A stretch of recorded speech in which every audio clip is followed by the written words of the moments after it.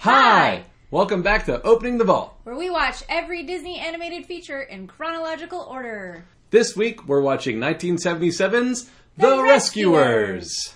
This movie actually had 3 theatrical releases, and one of them was in 1989 when I was a wee child of about 5 years old, and I saw this movie in the theater because my dad took me to see it. And the reason it was re-released in 1989 is because 1990 was the release of The Rescuers Down Under, the sequel to this movie, and this is the first Disney movie to have a sequel. I thought I had seen The Rescuers, but I don't think I have. I know I've seen Rescuers Down Under, so I'm really excited to watch the original because I just don't have any recollection. Let's watch The Rescuers! At last, after 4 years in production, comes the crowning achievement in Disney animation and storytelling. The Rescuers. All right. We did it! We watched The Rescuers. Hooray! It's really charming. It is. It's very... The music is very 70s. Yeah, I kind of love it. I know, I do too, but it's definitely like a product of its time. Oh, yeah. But I think it still holds up because the pacing is pretty good. Mm-hmm. Like, it's still entertaining enough that adults and kids could watch it together and enjoy it.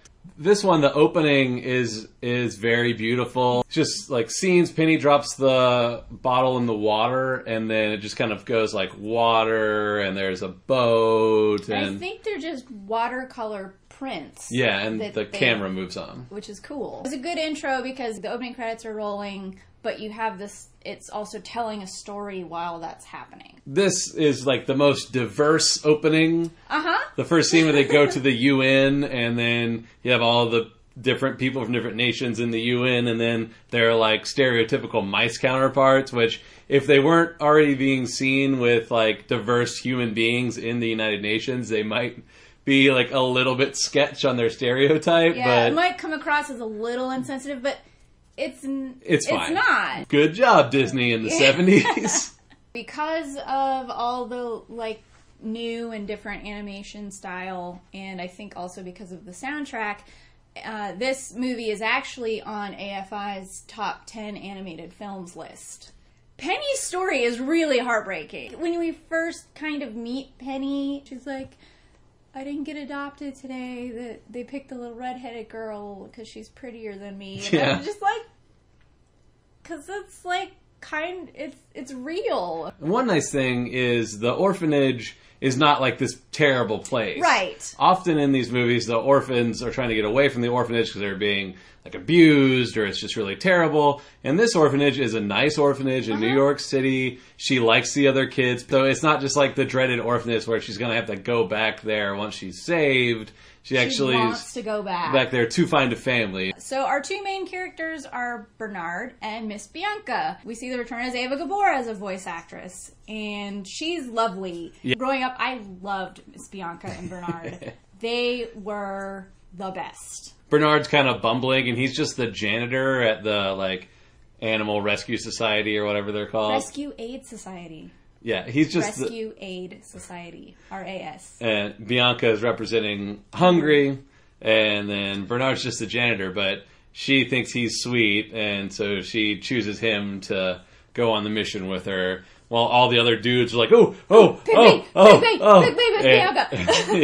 because you're pretty and you smell nice. Yeah, it's really funny. And Bernard and Bianca, of course, have kind of a relationship that blossoms across the movie, and he is a bit smitten with her from the beginning. But how can you not be? Exactly. But I really liked how it wasn't just, let me help the woman mouse. And he kind of does that, but it's funny because he's like, well, stand back, Miss Bianca. I got this. I will do this, and he's trying to be all like brave and stuff, but then he just usually ends up messing it up, and she steps in to help. Yeah, it's just really funny. Yeah, and so their kind of relationship grows from mutual respect of one another, and it's kind of nice. Yeah, Bernard is voiced by Bob Newhart, who, as a kid, I used to watch the Bob Newhart show with my parents.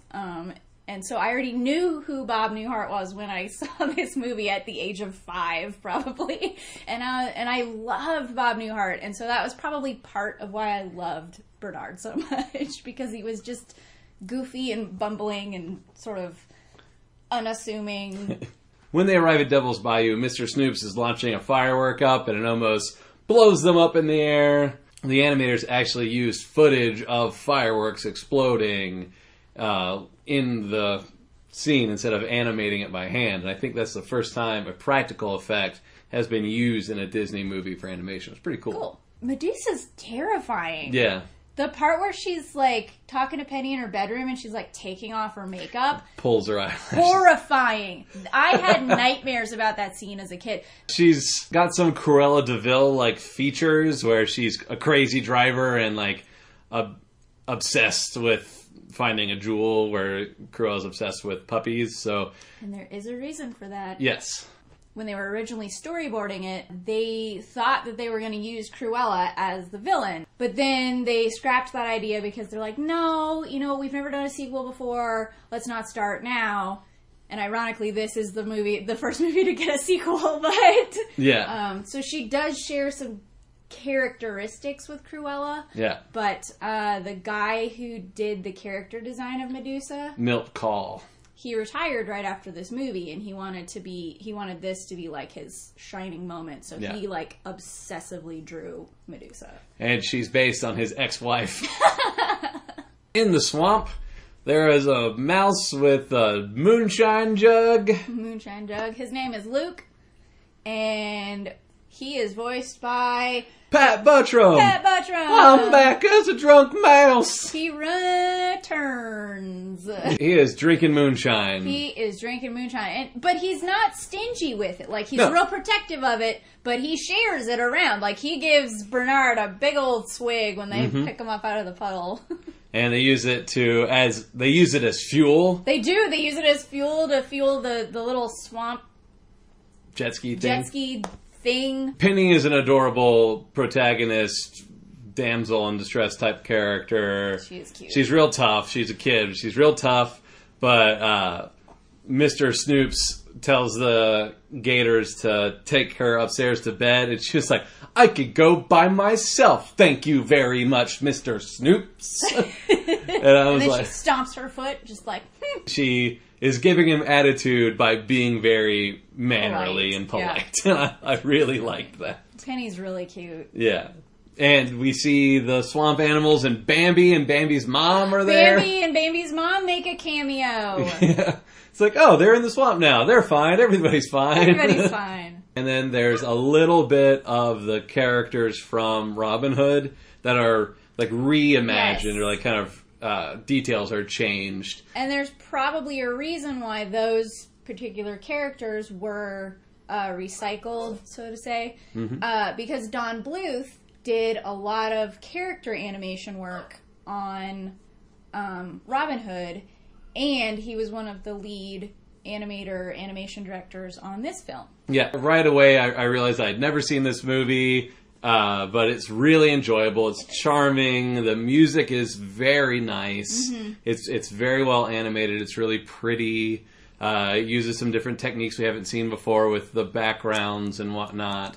The characters are all very interesting and fun. So this is a definite, you gotta watch it. Oh yeah. Yeah. This is what I would deem a Disney classic. Absolutely. So if you can click that like and the subscribe button I'm putting over here, please subscribe to the channel. Tell your friends, tell them to subscribe. That would be great. Tell your family. Tell your family's friends. Social media, Facebook, Twitter, Instagram. We post things, especially when we go to Disneyland. We post pictures on there and have a good time. Some behind-the-scenes stuff goes on Facebook. You get to see things there.